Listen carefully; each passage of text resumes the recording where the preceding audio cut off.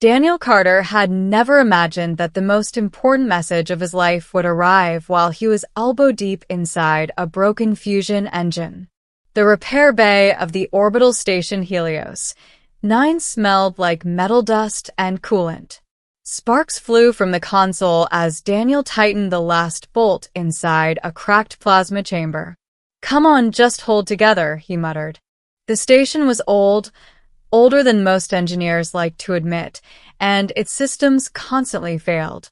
That's why Daniel had been stationed there for 3 years. He was one of the few engineers who could keep outdated alien technology running. Just as he sealed the engine panel, the lights above him flickered blue. A sharp tone echoed through the bay. "Attention! Priority transmission from the Royal Fleet of the Aurelian Empire." Daniel froze. The Aurelians. Everyone in human space knew that name. The Aurelian Empire controlled dozens of star systems and possessed technology centuries ahead of humanity. They rarely communicated with humans, and when they did, it was usually with ambassadors or military commanders. Not engineers fixing junk engines. The holographic screen in front of Daniel lit up. A symbol appeared, a golden crown surrounded by 3 orbiting stars. Then a calm mechanical voice spoke. "Human engineer Daniel Carter. By command of Her Radiant Majesty, Queen Lysara of Aurelian Prime, you are hereby summoned to the royal court." Daniel blinked. "Wait, what?" The message continued. "A royal transport vessel will arrive in 6 hours. Prepare to depart immediately." The transmission ended. Silence filled the repair bay. Daniel stared at the blank screen. Why would an alien queen summon me? He checked the message again, hoping it was a mistake. It wasn't. 6 hours later, a massive alien ship arrived outside the station. Its hull shimmered like liquid silver under the light of distant stars. A shuttle docked with Helios 9. 3 tall alien guards stepped inside. They wore elegant armor made of glowing crystalline plates. Their eyes shone faintly violet. One of them spoke through a translator. "Engineer Daniel Carter?" Daniel slowly raised his hand. "That's me. You will accompany us to Aurelian Prime." Daniel grabbed his tool bag. "Can I at least ask why?" The guard tilted his head. "The Queen will explain." Middle. The Queen's impossible problem. The journey to Aurelian Prime took 2 days. Daniel spent most of the trip staring out the shuttle window. He had seen alien ships before, but nothing like this. The vessel moved with silent grace through hyperspace. Its corridors glowed with soft blue light, and the walls seemed almost alive. Aurelian technology was far beyond anything humans had built, which made Daniel even more confused. Why would they need a human engineer? When the ship finally emerged from hyperspace, Daniel's breath caught. Aurelian Prime filled the entire viewport. The planet shimmered with vast oceans and glowing cities that stretched across continents. Floating structures orbited high in the atmosphere like luminous rings. It looked less like a planet and more like a work of art. The shuttle descended toward the capital. The royal palace stood at the center of the city, a colossal structure of crystal towers and curved bridges suspended over a vast lake. Daniel was escorted through enormous halls filled with alien officials. Everywhere he looked, Aurelian stopped to stare. Whispers followed him. The human? Why would the Queen summon him? Eventually, the guards led him into a massive chamber. The royal court. The room was shaped like a circle, with tall pillars glowing softly along the walls. At the far end stood a throne made of translucent crystal, and sitting upon it was the Queen, Queen Lysara. Daniel had seen images of Aurelians before, but none captured what she looked like in person. She was tall and graceful, with silver skin that reflected the light around her. Her long hair flowed like liquid starlight, and her eyes, bright violet, seemed to look directly into his thoughts. The court fell silent as Daniel approached. He tried not to trip over his boots. The queen spoke. Her voice was calm, melodic, and carried effortlessly across the chamber. So, this is the human engineer.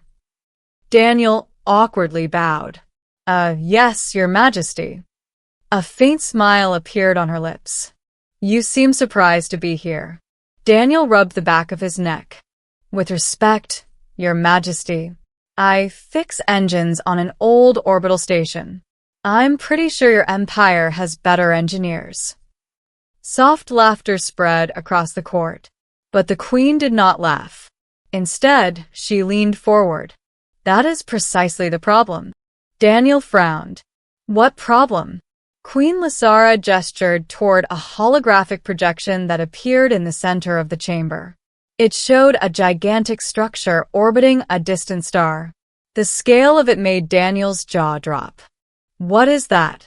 "The stellar heart," the queen said. "It powers our entire empire." Daniel stared at the projection. The structure looked ancient. Massive rings surrounded a glowing core of energy. "Okay, and what's wrong with it?"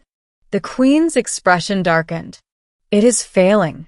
A murmur passed through the court. "If the stellar heart shuts down," she continued, "our power networks will collapse. Entire systems will go dark." Daniel crossed his arms. "So why call me?" The queen's eyes locked onto his. "Because our engineers cannot repair it." Daniel blinked. "You're joking." "Our technology has advanced beyond the systems used to build the stellar heart.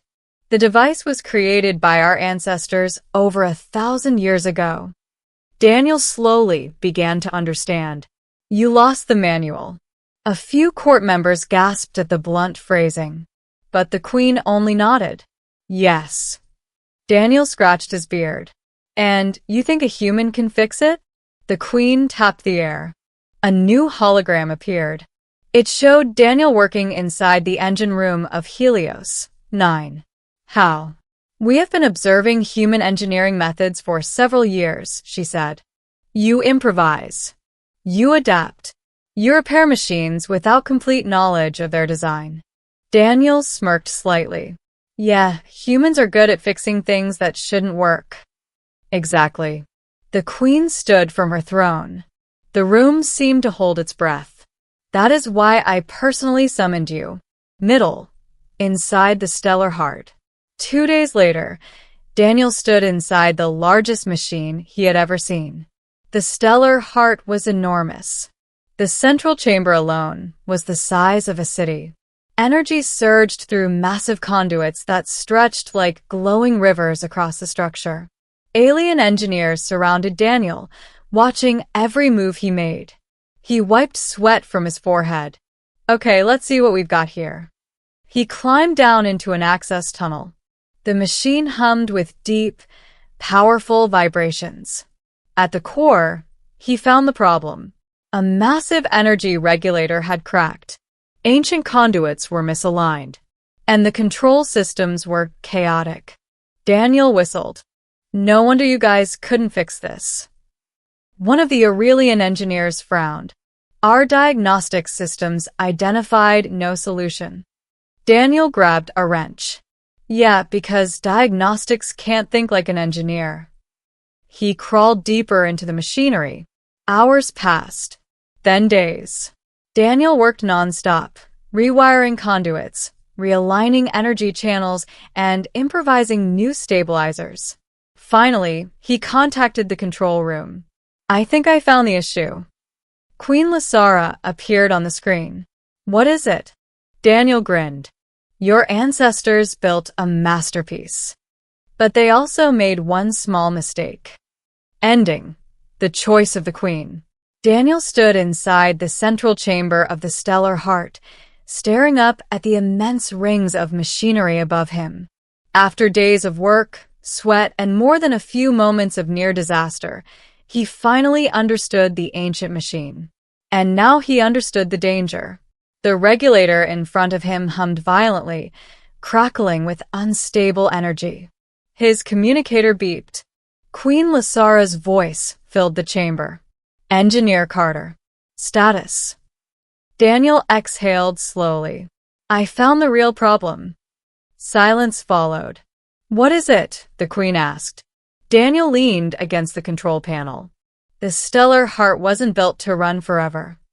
Murmurs erupted over the communication channel. What do you mean?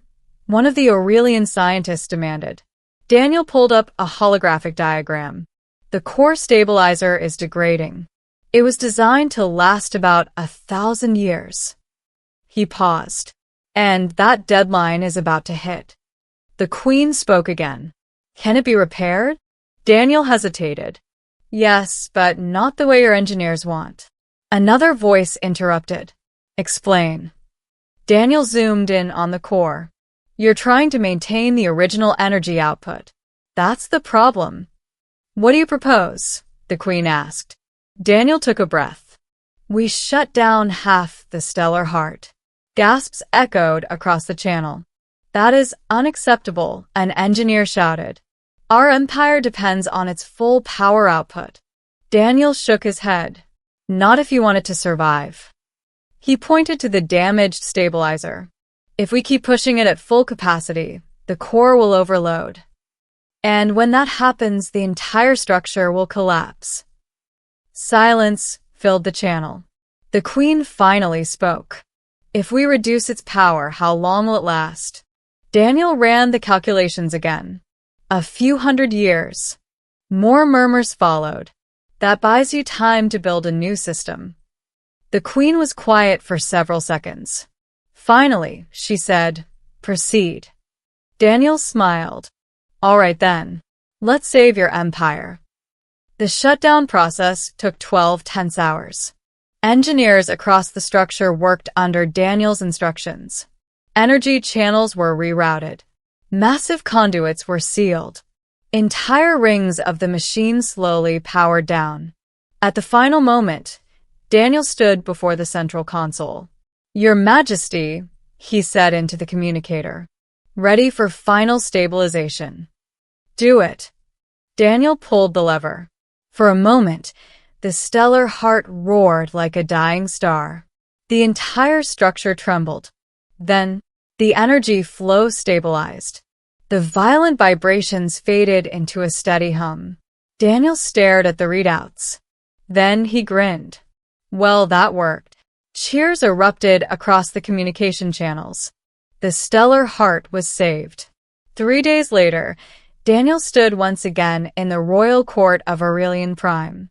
This time, the atmosphere was different. The court was full, and every eye in the chamber was focused on him. Queen Lysara rose from her throne. Daniel Carter, she said, you have accomplished what none of our engineers could. Daniel shrugged. Sometimes you just need someone who isn't afraid to try something weird. The court laughed softly. The Queen descended the steps of her throne and stopped in front of him. Because of you, the Aurelian Empire will survive.